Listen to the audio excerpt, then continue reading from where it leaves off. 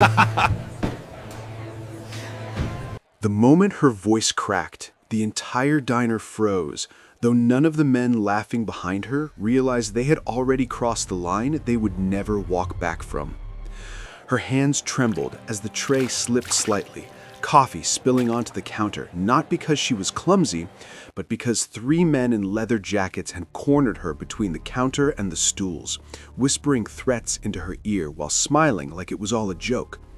She begged them to stop, her eyes filling with tears as one of them grabbed her arm too tightly, laughing louder when she tried to pull away. Enjoying the power, enjoying the fear, believing this place was just another forgotten roadside diner where no one mattered. They didn't notice the sudden silence spreading across the room, and they certainly didn't notice the man sitting in the booth near the window, dressed in plain clothes, calmly setting his coffee down without breaking eye contact.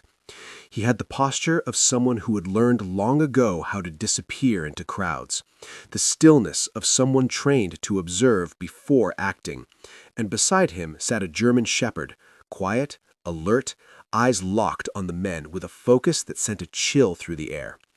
The waitress didn't know it yet, but the moment she cried out was the moment her nightmare ended.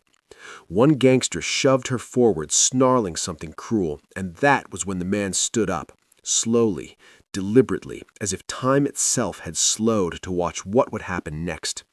His voice was calm when he spoke, steady and low, yet it carried across the diner with an authority that made even the jukebox seem to quiet down. Let her go, now. The men turned, sneering at first, sizing him up, seeing only a regular guy and a dog, until they noticed his eyes, cold, controlled, and completely unafraid.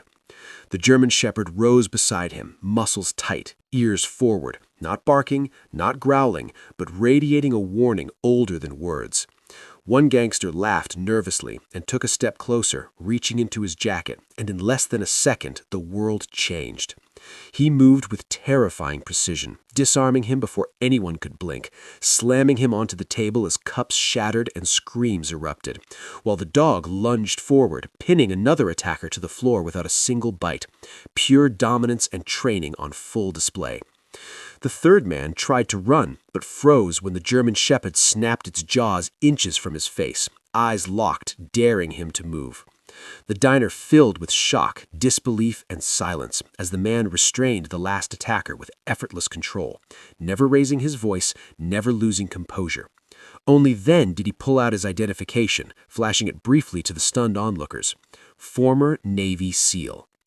He turned to the waitress, now shaking but safe, gently placing his jacket around her shoulders, his voice softer than anyone expected as he told her it was over, that she was safe now.